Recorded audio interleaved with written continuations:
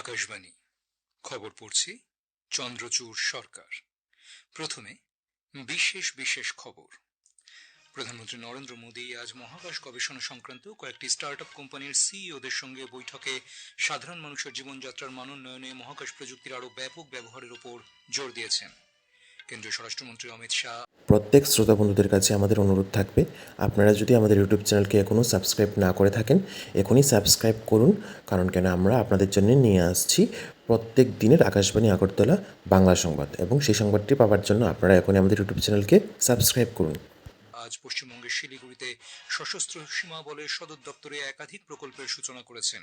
তিনি বলেন, সীমান্ত সুরক্ষার জন্য প্রয়োজনীয় জমি হস্তান্তরের ব্যাপারে বিগত রাজ্য সরকার সহযোগিতা করেনি।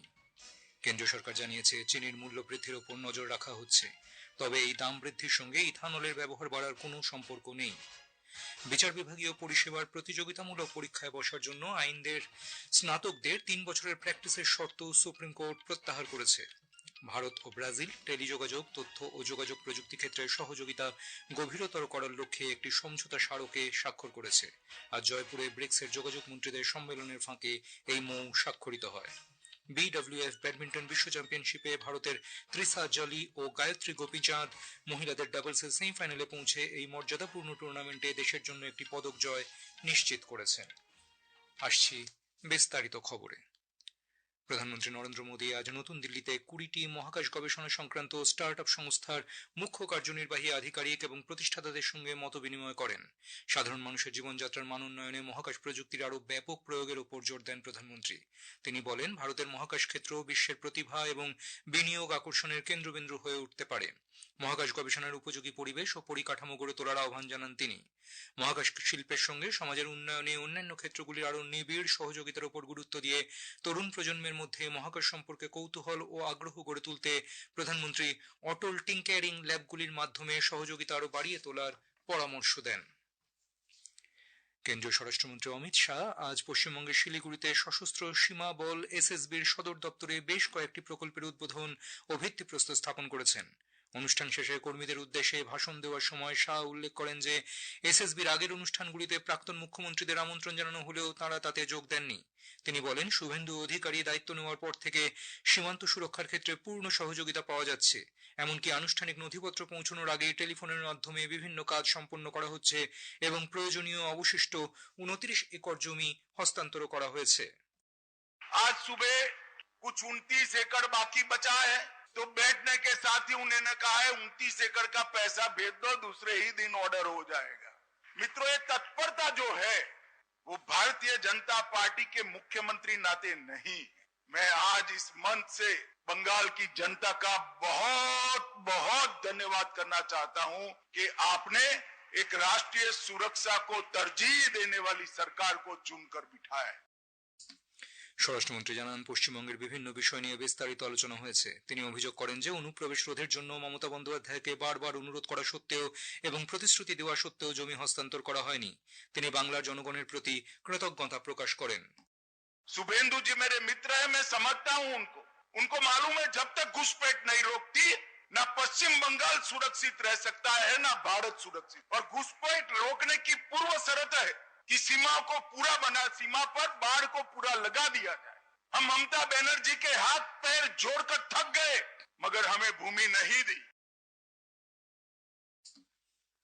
এই অনুষ্ঠানে এসএসবির বেশ কয়েকটি ক্যাম্পের ভিত্তিপ্রস্তর স্থাপন করা হয়, যার আওতায় প্রায় 189 কোটি টাকার কাজ অন্তর্ভুক্ত রয়েছে। স্বরাষ্ট্রমন্ত্রী বলেন, কেন্দ্রে বিজেপি সরকার ক্ষমতায় আসার পর থেকেই সীমান্ত সুরক্ষায় নিয়োজিত কর্মীদের কল্যাণের বিষয়টিকে সর্বোচ্চ অগ্রাধিকার দেওয়া হচ্ছে। তিনি উল্লেখ করেন যে, নেপাল ও ভুটানের মতো দেশের সঙ্গে উন্মুক্ত সীমান্ত পাহাড়ের মতো কঠিন দায়িত্ব এসএসবি পালন করছে এবং এটি অন্যতম দুরূহ একটি কর্তব্য। এছাড়া শিলিগুড়ি করিডোরের গুরুত্ব অনুধাবন করে কেন্দ্রীয় সরকার ওই অঞ্চলে নজরদারি ব্যবস্থা জোরদার করেছে বলেও তিনি জানান। কেন্দ্রীয় স্বরাষ্ট্রমন্ত্রী অমিত শাহ আজ পশ্চিমবঙ্গের শিলিগুড়িতে 3টি নতুন ফৌজদারি আইনের উপর আয়োজিত ন্যায় সংহিতা প্রদর্শনীর উদ্বোধন করেন। অনুষ্ঠানের সূচনা করে শ্রী শাহ বলেন, অনুপ্রবেশকারীদের চিহ্নিত করে ভারত থেকে বিতাড়িত করা হবে। তিনি উল্লেখ করেন যে, এর আগে তৃণমূল কংগ্রেসের পরিচালনাধীন পশ্চিমবঙ্গ সরকার রাজ্যে এই ফৌজদারি আইনগুলি বাস্তবায়নের ক্ষেত্রে সহযোগিতা করেনি। বর্তমানে বিজেপির নেতৃত্বাধীন নতুন রাজ্য সরকারের আমলে সেখানে আইনের শাসন প্রতিষ্ঠিত হয়েছে। এর পাশাপাশি তিনি বিধাননগর পুলিশ কমিশনারেটে অফিসের একটি নতুন ভবন ও উত্তরবঙ্গ মেডিকেল কলেজ ও হাসপাতাল হাসপাতালে উত্তরবঙ্গের প্রথম 20 শয্যা বিশিষ্ট মাদকাসক্তি নিরাময় কেন্দ্রের উদ্বোধন করেন। উপস্থিত ছিলেন পশ্চিমবঙ্গের মুখ্যমন্ত্রী শুভেন্দু অধিকারী।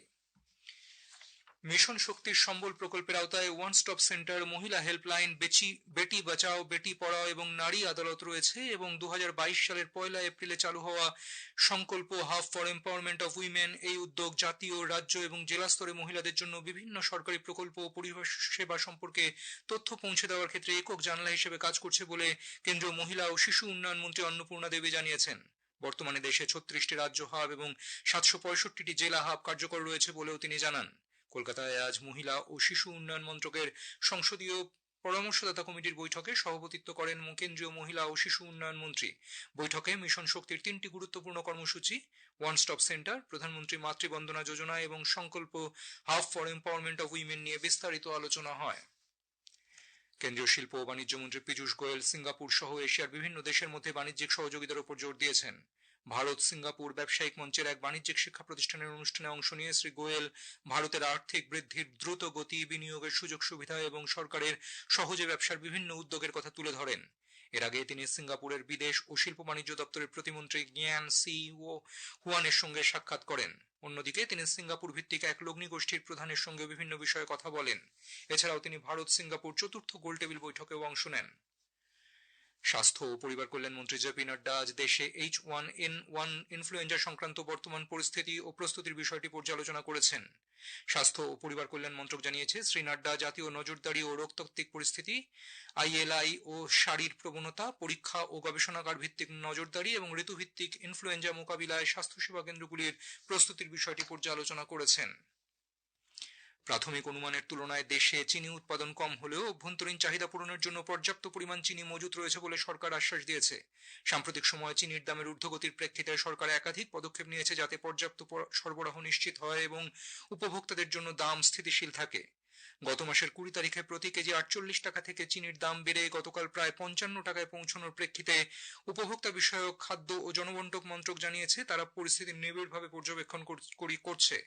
মন্ত্রক জানিয়েছে, চিনির দাম বৃদ্ধির কারণ হিসেবে ইথানল উৎপাদনে চিনির ব্যবহারকে দায়ী করা ঠিক নয়। 2022-23 সালে প্রায় 12% চিনি ইথানলে ব্যবহৃত হলেও 2025-26 সালে তা ক্রমে প্রায় 9% নেমে এসেছে। খবর শুনছেন আকাশবাণী থেকে। আমাদের সংবাদ শোনা যাচ্ছে ইউটিউব চ্যানেল আকাশবাণী সংবাদ বাংলা, ফেসবুক ও ইনস্টাগ্রাম আকাশবাণী সংবাদ কলকাতা এবং এক্স হ্যান্ডেল AIR নিউজ কলকাতাতে। বিচার বিভাগীয় পরিষেবার প্রতিযোগিতামূলক পরীক্ষায় বসার জন্য আইনের স্নাতকদের 3 বছরের প্র্যাকটিসের শর্ত সুপ্রিম কোর্ট প্রত্যাহার করেছে।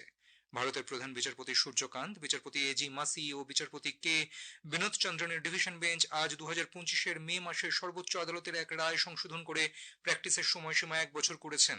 তবে 2025-এর মে থেকে 2027-এর 31 মার্চ পর্যন্ত যেসব পরীক্ষার বিজ্ঞপ্তি জারি করা হয়েছে আইনের স্নাতকেরা তাতে বসার সুযোগ পাবেন। ভারত ও ব্রাজিল টেলিযোগাযোগ, তথ্য এবং যোগাযোগ প্রযুক্তি ক্ষেত্রে সহযোগিতা গভীরতর করার লক্ষ্যে একটি সমঝোতা স্মারকে স্বাক্ষর করেছে। আজ জয়পুরে ব্রিক্সের যোগাযোগ মন্ত্রীদের সম্মেলনের ফাঁকে এই মৌ স্বাক্ষরিত হয়। কেন্দ্রীয় তথ্য ও প্রযুক্তি মন্ত্রক সমাজ মাধ্যমে জানিয়েছে, এই সমঝোতার ফলে ডিজিটাল যোগাযোগের ক্ষেত্রে উদ্ভাবন ও তার পরিকাঠামো উন্নত হবে এবং অত্যাধুনিক যোগাযোগ প্রযুক্তির ক্ষেত্রে দুদেশের মধ্যে সহযোগিতা আরও প্রসারিত হবে। সরকার আজ ফের জানিয়েছে, ভারতীয় নাবিকদের কল্যাণ ও নিরাপত্তা দেশের কাছে অত্যন্ত অগ্রাধিকারের বিষয়। নতুন দিল্লিতে সংবাদ মাধ্যমকে ব্রিফ করার সময় বিদেশ মন্ত্রকের মুখপাত্র রণধীর জয়সওয়াল বলেন, পশ্চিম এশিয়ার বর্তমান পরিস্থিতির ওপর ভারত নিবিড় নজর রাখছে। বিদেশি পতাকাবাহী 2টি জাহাজের সঙ্গে জড়িত ঘটনার বিষয়ে কথা বলতে গিয়ে শ্রী জয়সওয়াল জানান, জাহাজের 22 জন ভারতীয় নাবিক নিরাপদে আছেন এবং তাদের নিরাপত্তা ও কল্যাণ নিশ্চিত করতে সরকার সংশ্লিষ্ট কর্মকর্তাদের সঙ্গে যোগাযোগ বজায় রেখেছে। 2 ships which are foreign flagged, they have been hijacked. We are in touch with the authorities that are concerned in this, and we have 22 Indian nationals, and all of them are reportedly safe, but we are looking into the matter, the welfare and safety of our seafarers and seafaring community, to which we attach very high importance. ভারতের তৃষা জলি ও Gayatri Gopichand BWF বিশ্ব badminton চ্যাম্পিয়নশিপের মহিলাদের ডাবলসের সেমিফাইনালে উঠেছেন। নতুন দিল্লিতে আজ quarter final ম্যাচে ভারতীয় জুটি চীনের জিয়া ফিয়ান ও ঝ্যাং সুজিয়ানকে 16-21, 21-15, 21-13 গেমে হারিয়ে শেষ 4-এ পৌঁছেছেন। এদিকে BWF বিশ্ব ব্যাডমিন্টন চ্যাম্পিয়নশিপের পুরুষদের ডাবলস কোয়ার্টার ফাইনালে সাত্বিক সাইরাজ, রাঙ্কি রেড্ডি ও চিরাগ শেট্টির জুটি চীনের কে লিয়াং ও সি ইউয়াং এর কাছে স্ট্রেট সেটে 21-18, 21-9 গেমে হেরে গিয়েছেন। শেষ করার আগে খবরের বিশেষ কিছু অংশ আরেকবার। প্রধানমন্ত্রী নরেন্দ্র মোদী আজ মহাকাশ গবেষণা সংক্রান্ত কয়েকটি স্টার্টআপ কোম্পানির সিইওদের সঙ্গে বৈঠকে সাধারণ মানুষের জীবনযাত্রার মান উন্নয়নে মহাকাশ প্রযুক্তির আরও ব্যাপক ব্যবহারের উপর জোর দিয়েছেন। কেন্দ্রীয় স্বরাষ্ট্রমন্ত্রী অমিত শাহ আজ পশ্চিমবঙ্গের শিলিগুড়িতে সশস্ত্র সীমা বলের সদর দপ্তরে একাধিক প্রকল্পের সূচনা করেছেন। কেন্দ্রীয় সরকার জানিয়েছে, চীনের মূল্য বৃদ্ধির উপর নজর রাখা হচ্ছে, তবে এই দাম বৃদ্ধির সঙ্গে ইথানলের ব্যবহার বাড়ার কোনো সম্পর্ক নেই। খবর শেষ হলো, এরপর শুনবেন স্থানীয় সংবাদ।